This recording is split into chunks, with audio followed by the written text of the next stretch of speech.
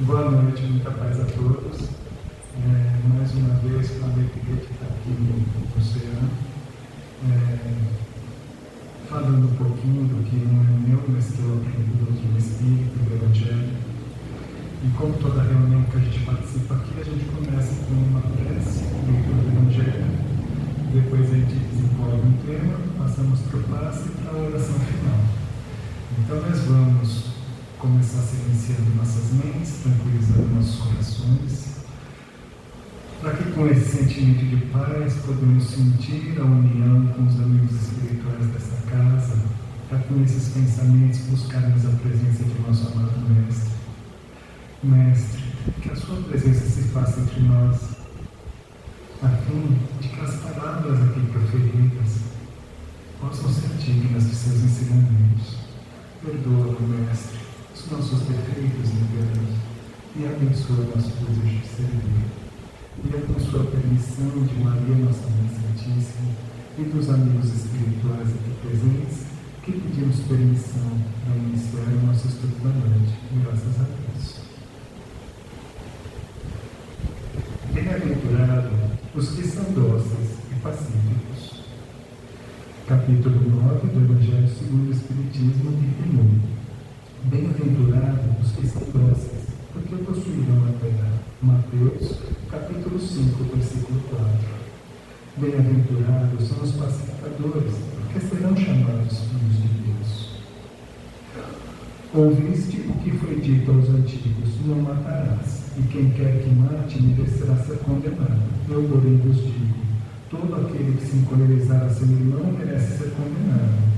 Aquele que disser a seu irmão raca merece ser condenado pelo conselho. E aquele que disser és louco merece ser condenado ao fogo do inferno. Bom, eu estou falando sobre bem-aventurados que são dóceis e pacíficos, porque hoje a gente vai falar sobre Maria de Nazaré, a nossa Mãe Santíssima. E hoje, especialmente, eu vou ler um pouquinho mais do que eu leio normalmente, porque para que as minhas opiniões pessoais não deturpem a espiritualidade e nos traçam de Maria. Não é porque eu não estudei o tema, mas para que vocês não percam os detalhes desse anjo que nunca veio entre nós, que é a nossa Mãe Santíssima. Em outra palestra aqui, eu falei que a literatura espírita nos diz que houve um preparo de mais ou menos 1000 anos para a encarnação de Cristo nesse planeta. Nesses 1000 anos, a gente teve a atuação dos filósofos gregos, dos profetas judeus, Lao Tse, Confúcio na China, Buda na Índia e outros tantos espíritos elevados que vieram melhorar o padrão vibratório do planeta para a chegada do governador planetário. E esses espíritos vieram até a época de Cristo reencarnando. Mas para que Cristo viesse, a gente lembra que os ensinamentos do Livro dos Espíritos diz que quando uma mulher está grávida, as vibrações e os sentimentos daquele espírito que está reencarnando se misturam com o dela. Ora, sendo Cristo mais elevado espírito desse órgão, ele não podia reencarnar numa mulher comum. Era preciso de uma mulher extremamente elevada, de um verdadeiro anjo que viesse até nós, para que Cristo pudesse reencarnar. E esse espírito era Maria, um ser angelical que aceitou essa difícil missão de ser a mãe do nosso Cristo, do nosso Jesus. E ela veio de geração a geração, por espíritos mais elevados. Em livros apócrifos diz que Maria é filha de Santa Ana e de São Joaquim. Esses santos, apesar de estarem tratando de livros apócrifos, eles são muito versados na Igreja Católica. Apesar de não serem canônicos, esses livros são muito estudados. E diz na tradição que Joaquim era um homem íntegro, um homem muito honesto, um homem muito correto, mas ele era recriminado pela Igreja, pelo templo, porque ele não tinha filhos. E ele foi para o deserto orar para pedir a Deus que lhe concedesse um filho ou uma filha. E ele orou no deserto por muito tempo e lhe apareceu um anjo. E o anjo diz: Joaquim, suas preces foram ouvidas, Ana dará a luz. E depois de algum tempo, de Santana nasce Maria. Santana já era um espírito elevado, assim como Joaquim, que já vinha dessa leva de espíritos preparando a vinda de Jesus. E dentro desses espíritos, Maria era um dos mais elevados que havia na Terra naquele momento. E ela aceitou uma condição de nascer como mulher num mundo extremamente machista, de se fazer pequena para que o Cristo crescesse. Tal era a grandeza de seu espírito. Então, a gente imagina que uma mulher comum não poderia receber, conceber o Cristo, porque é como ligar um aparelho de 110 no 220. É muita energia para uma pessoa comum. Então, quando a gente fala que Maria, nossa Mãe Santíssima, ela era realmente um anjo que conviveu entre nós, que habitou um corpo de carne como o nosso, e que a gente teve a alegria de que ela vela por nós até hoje.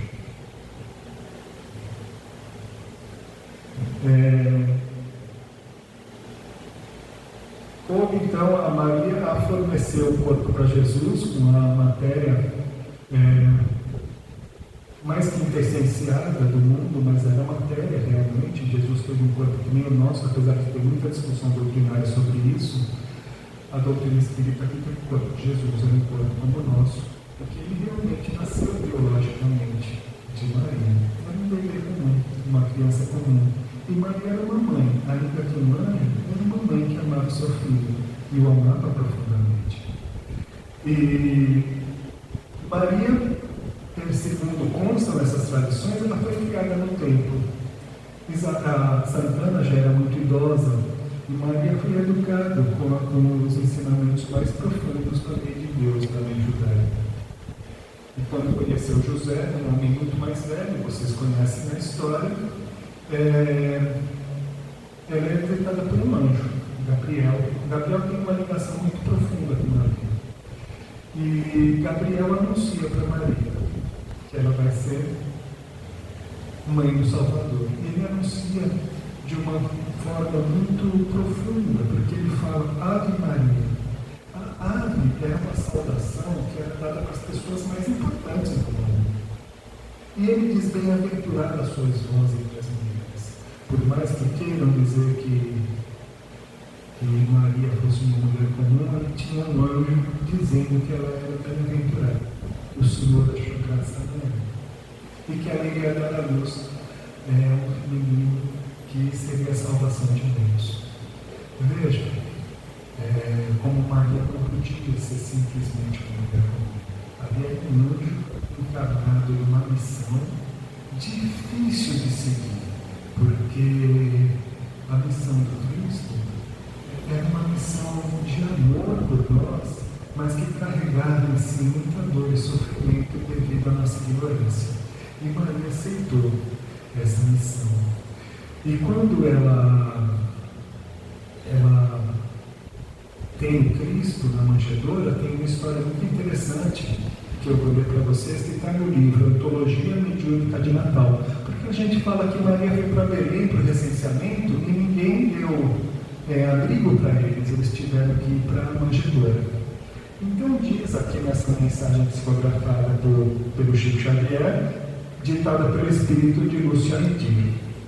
Há muitos anos ouvi Rabi Eliúde, que se encontra agora nas esferas superiores. Interessantes penitências em torno ao nascimento de nosso mestre. Contou-nos esse antigo mentor desencarnado que a localização de José na Galileia e nos arredores de Belém de Judá não foi tão fácil quando pensamos. O casal se compunha da jovem Maria, tocada de singular formosura, e do patriarca que a recebera, José, em madureza provecta. Entrou na cidade quando as ruas e hospedarias estavam repletas. Descendentes do ramo de Davi reuniram-se aos mangotes para atender o recenseamento determinado pelo governo de Augusto. Bronzeados, cameleiros do deserto confraternizavam com vinhateiros de Gaza. negociantes domiciliados em Jericó, estendiam-se com mercadorias, acompanhados por benemérita legião de espíritos sábios e magnânimos, cuja frente destacava-se o abnegado anjo Gabriel, que anunciara a Maria a vinda do Senhor. José e a consorte bateram primeiramente as portas da estalagem de Abias, filho de Sadoc, que logo os rechaçou com negativa. Entretanto, pousando os olhos malevolentes na jovem esposa, ensaiou uma graçola irreverente, o que fez José, apreensivo, estudasse um passo adiante. Recorreram aos préstimos de Jorão, usurário, que alugava cômodos a forasteiros. O ricaço considerou imediatamente a impossibilidade de acolhê-los, mas ao examinar a beleza da moça nazarena, chamou à parte o carpinteiro e indagou-se a menina da filha de escravos, que talvez ele pudesse obter um preço amoedado. José, muito aflito, demandou à frente, para esbarrar na pensão de Jacó, filho de Josias, antigo estalajadeiro que declarou impraticável o alojamento dos visitantes. No entanto, ao fixar-se na recém-chegada, perguntou desabridamente como é que um varão assim tão velho tinha coragem de exibir uma jovem daquela na praça pública. Deprimido, José diligenciou ao alcançar a pousada próxima. Contudo, as invectivas de Jacob atraíram curiosos vadios que cercaram o par, privando-os de injúrias. Os recém-vindos de Nazaré, vendo-se alvos de chufas e zombarias, tropeçavam humilhados. Gabriel, no entanto, recorreu à prece, colocando ao amparo divino, e diversos emissários do céu se manifestaram em nome de Deus, deliberando que a única segurança para o nascimento de Jesus se achava no estábulo que conduziam José e Maria para a casa rústica de carneiros e de bois. Então vocês vejam a passagem de Belém, que a gente conhece bem superficialmente, dentro do que a espiritualidade nos conta, das dificuldades que esses espíritos redimidos encontraram naquela época. Tanto Maria quanto José eram espíritos já bastante experientes e vieram com essa missão difícil, pesada. Imagina uma jovem menina, muito jovem, passando por isso, né? E ter seu filho numa estrebaria junto com os animais.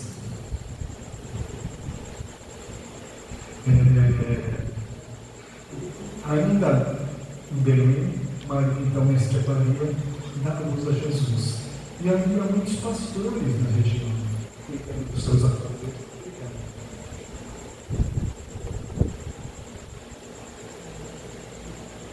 E o anjo Gabriel, sempre muito próximo a Maria, até hoje continua, ele fala para os pastores: não temais, eis que venho anunciar-vos uma grande alegria, que caberá a todo o povo, é que vos nasceu hoje, nessa cidade de Davi, o Salvador, que é o Cristo e Senhor.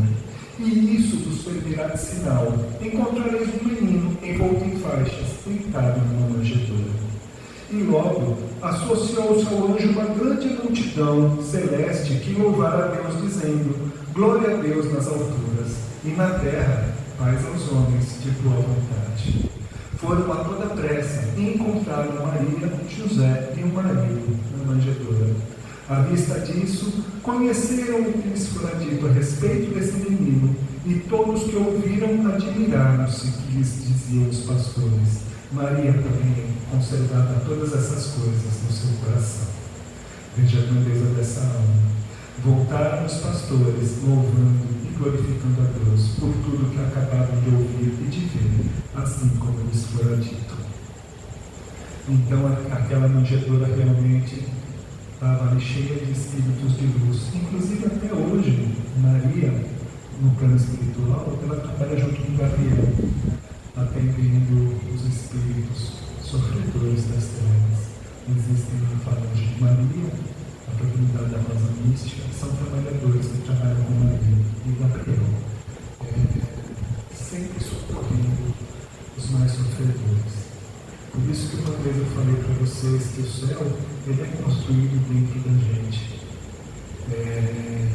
havendo a possibilidade de um espírito de luz e para outras trevas, ele vai se encher de ternura pelos seres que sofrem, e vai cuidar deles. Por isso que Maria visita constantemente as trevas. Inclusive visitou Judas, quando ali estava, por causa do seu coração de mãe mesmo, porque com a passagem do Cristo, Maria adotou a humanidade como seus filhos e tem cuidado de nós desde então. Então, o que a gente tem por fora é só reflexo do que a gente tem por dentro. Quando a luz do Cristo, de Maria, vem de nós, não existe nenhum ambiente obscuro. Não existe nenhuma ingratidão nos torna ingrato. Nenhuma violência nos torna violência. Porque o reino de Deus já está construído em nós. E Maria tinha esse coração realmente de espírito angélico, de mãe, de amor, de ternura. Então ela até hoje vela por todos os espíritos sofredores desse planeta, apesar de poder viver em esferas muito acima de nós. A outra passagem de Jesus, tem poucas passagens de Maria no Evangelho. Quem mais falou dela foi Lucas, porque Paulo queria escrever o Evangelho dele. E ele visitou Maria algumas vezes, para saber a opinião de Maria sobre esse Evangelho. Ele queria saber a visão também de Jesus sobre as coisas. Mas Paulo foi preso em Roma e não conseguiu concluir o que ele queria. Então ele pediu para Lucas que fosse visitar Maria e que tomasse os depoimentos dela. Então o Evangelho de Lucas tem muito de Maria. É como ler o Evangelho de Lucas, porque ele visitou Éfeso e esteve com Maria. Então,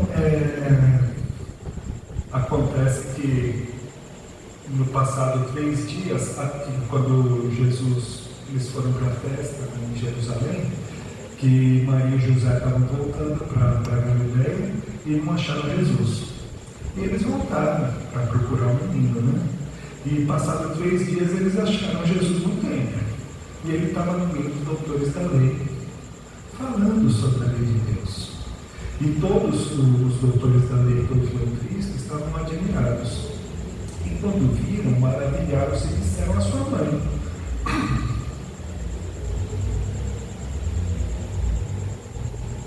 E Maria falou: Filho, por que fizeste assim conosco?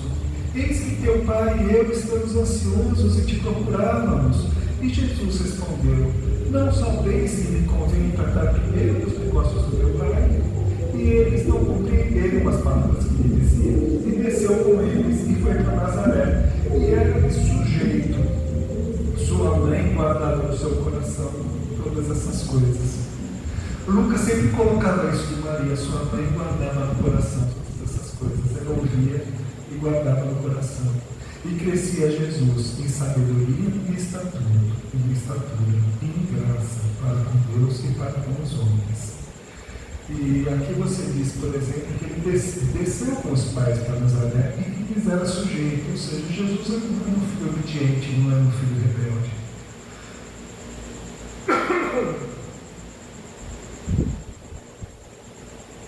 A outra coisa de Maria é no primeiro milagre de Jesus, que é a bodas de Caná. A bodas de Caná era casamento de um amigo da família, né? E Jesus foi com os apóstolos e Maria estava nessa festa. E o vinho acabou e o casal desesperado, que as festas de casamento eram muito demoradas lá, né? E eles não tinham vinho para dar os convidados. E Maria pede para Jesus, para dar um jeito daquilo, né? E Jesus fala: não é chegada a minha hora. Mas aquele olhar de Maria, como é que ele podia recusar? Então ele fala para os serventes encherem, né, os tachos de água. E as talhas tinham mais ou menos 30, 40 litros. Ele encheu várias taças de água e transformou-as em vinho. E o dono da festa falou: poxa vida, por que vocês deixaram o melhor vinho para o final, né? O vinho que Jesus, a água que Jesus converteu em vinho, foi o primeiro milagre do Cristo. E ele fez porque Maria pediu. né? Foi a primeira aparição de Jesus como Filho de Deus, apresentando como milagre.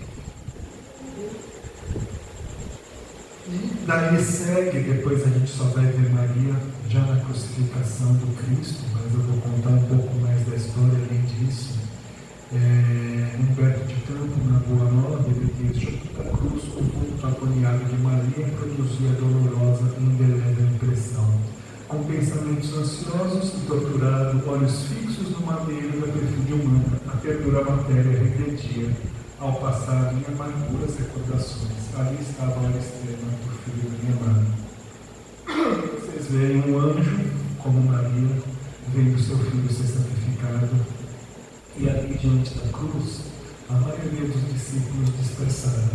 Só estava Maria, João e alguns outros seguidores, não seus discípulos, dos discípulos apenas João estava ali acompanhando Cristo. E Jesus olha para João e Maria, e ele vê a angústia de Maria, o desespero de Maria com a passagem do filho. E ele fala: mãe, eis teu filho. E olha para João e diz para João: João, eis tua mãe. E a partir desse momento, João e Maria passaram a ser muito lindos. Maria deixou-se enlaçar pelo discípulo querido e ambos, ao pé do madeiro, em gesto súbito, buscaram ansiosamente a luz daqueles olhos misericordiosos no cúmulo dos tormentos. E João jamais abandonou Maria. Ele, na época das pregações, ele ganhou uma casa de um servidor do Cristo em Éfeso. E aquela casa ficou sendo a casa de Maria. E Maria não ficou simplesmente na casinha esperando. Ela era procurada constantemente por todo tipo de pessoa. E diariamente diversos desamparados iam nessa casa. E essa casa ficou conhecida como Casa da Mãe Santíssima. E as pessoas procuravam Maria com esse termo: minha mãe. E ela costumou a ser chamada assim, porque era a mãe do Salvador e se tornou mãe de toda a humanidade. Então, doentes, todo tipo de sofredores buscavam Maria para ouvir ela falar do seu filho, para receber a sua graça, para receber suas orientações. Certa vez, vou ler mais um trecho para vocês, que é importante.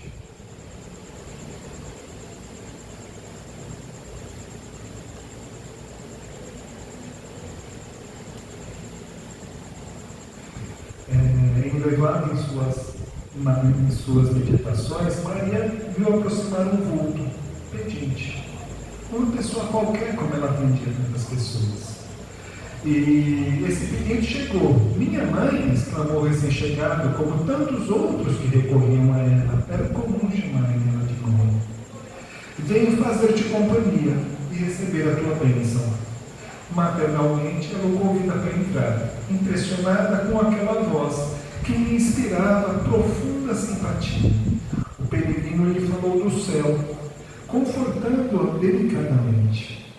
Comentou as bem-aventuranças divinas que guardavam todos os devotados e sinceros filhos de Deus, dando a entender que compreendia as mais ternas saudades do coração. Maria sentiu-se empolgada com aquele mendigo que lhe acalmava as dores secretas da sua alma saudosa, como um bálsamo. Nenhum lhe surgia até então para dar, era sempre para pedir alguma coisa. No entanto, aquele visitante desconhecido lhe derramava no íntimo as mais santas consolações. Onde ela ouvira essa voz, em tempos, aquela voz meio carinhosa? Que emoções eram aquelas que lhe traziam o pulsar do coração de tantas carícias? Seus olhos se umedeceram de venturas, sem que conseguisse explicar a razão de sua tenra emotividade. Foi quando o hóspede anônimo lhe estendeu as mãos generosas e lhe falou, com profundo acento de amor: minha mãe, venha a meus braços. Nesse instante, ela apertou as mãos as mãos nobres que lhe ofereciam no gesto mais bela ternura, e tomada de emoção, viu nela as chagas, como as de seu filho na cruz. Compreendendo a visita amorosa que Deus lhe enviava ao coração, bradou com infinita alegria: meu filho, as úlceras que te fizeram, no ímpeto de amor fez o movimento para se ajoelhar. Queria abraçar seus pés, osculado com ternura, ele, porém, levantando e cercado de um halo de luz celestial, se lhe ajoelhou aos pés, beijando-lhe as mãos, e disse em carinhoso transporte: sim, minha mãe, sou eu.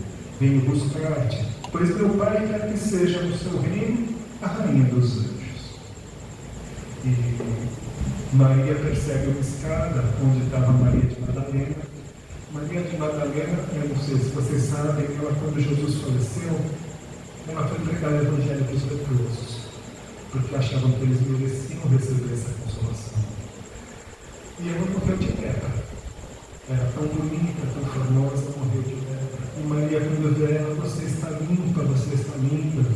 E nessa escada, em cada degrau, tinha um apóstolo para cumprimentar Maria. E Maria, naquela alegria, junto com seu filho, ainda pede para visitar o Mar da Galileia, as cidades onde Jesus pregava. E ela viu Cafarnaum, viu as cidades onde ela acompanhou seu filho, e depois pediu para ir para Roma, para ver os mártires cristãos. Então, em Roma, ela entrou no Coliseu e viu uma jovem encarcerada, com o rosto descarnado e macilento, e disse ao seu ouvido: canta, minha filha, tenhamos bom ânimo, convertamos as dores da terra em alegrias no céu. E a prisioneira nunca saberia compreender porquê, mas na emotividade que lhe fez vibrar os olhos estáticos, contemplando o firmamento luminoso através das grades, começou a cantar um de profundo e enternecido a Jesus, em que traduzia sua gratidão pelas dores que, transformando todas as suas armaduras em consolação. Logo, a caravana majestosa conduziu ao reino do Mestre, a bendita entre as mulheres, e desse dia nos tornemos mais duros. Os discípulos de Jesus têm cantado na terra, exprimindo seu bom ânimo e a sua alegria, guardando a suave herança de nossa Mãe Santíssima. É difícil falar de Maria, viu? Porque é um espírito tão grandioso e a gente é tão ignorante, tão duro. A Maria, ainda depois de sua morte, ela levou consolações a Judas das trevas, levou seu amor, sua ternura, que ele tinha feito seu filho. E dentre os personagens do Evangelho, ele é a que mais tem aparecido para os homens. Ela apareceu em Guadalupe, apareceu em Fátima, em Portugal, em Lourdes, na França, e tem promovido muitos contatos espirituais conosco, né? E ela é muito ativa no trabalho com seu filho, para a nossa evolução espiritual. No livro Memórias de Suicida, fala muito sobre a região dos Céus de Maria, que trabalha ativamente para nos socorrer em nossas dores mais profundas, nas zonas mais tenebrosas das trevas do mundo, nas dores mais tenebrosas da nossa consciência. Habita Maria, com seus céus, anjo Gabriel, buscando nos socorrer. Muita gente espera um céu de tranquilidade, de sossego. O céu, para esses anjos do Evangelho, é o trabalho ativo de amor semelhante. Isso é o céu para quem encontra Cristo. Não é o sossego de uma praia bonita, deitado na rede, não. É trabalho ativo de amor aos que sofrem. Porque só pode existir um céu para a gente se todos que a gente ama puderem partilhar deles conosco. E Maria ama todos nós. E é por isso que ela trabalha ativamente, para que todos possam estar próximos do seu filho. Maria realmente é mãe e guia de todos nós. E é um dos espíritos mais ativos que a espiritualidade nos conta. E a oração católica que fala de Maria, que nós também cessamos, é verdade, rogai por nós os pecadores. E é isso que Jesus queria, Maria faz. Maria cuida de nós que ainda estamos distantes da felicidade que Jesus nos promete, porque a alegria para Maria é que todos nós encontremos a consolação que ela tem. Ela cuida das maiores dores que uma mulher pode ter, mas também das maiores alegrias. O espírito feminino tem a graça de trazer aqui a novos seres nesse mundo. E a gente está fazendo essa palestra porque estamos entrando em maio, no Dia das Mães, e Maria é a mãe de todas as mães e é a mãe de todos os filhos, né? Porque assim ela nos ampara, assim ela nos fortalece.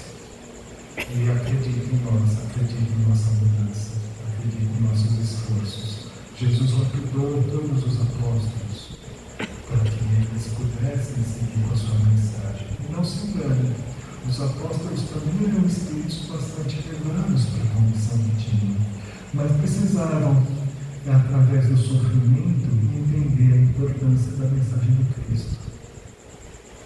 E Maria sempre teve no apoio deles.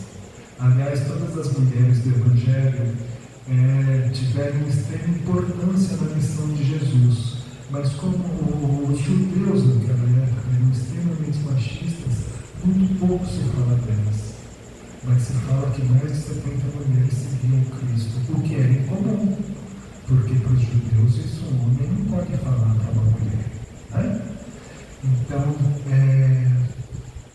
Maria, a mãe das mães, é mãe de todos nós, e é digno de nossa alegria, de nossa paz, saber que o Espírito comum ela por todos nós.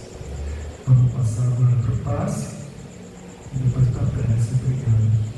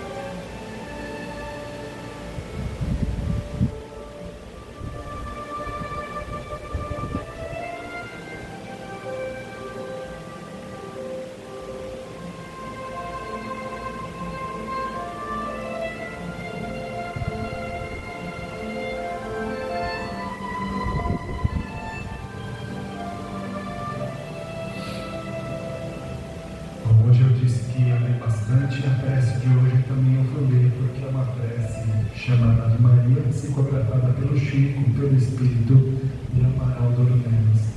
Mas é pertinente ao tema e é uma prece muito bonita. Então vamos acelerar nossos corações e elevar nossos pensamentos. Ave Maria, Senhora do amor, que ampara e redime, ai do mundo, se não for a vossa missão sublime, cheia de graça e bondade, é por vós que conhecemos a eterna revelação da vida em seus dons supremos. O Senhor sempre é conosco, mensageira da ternura, providência dos que choram nas sombras da desventura.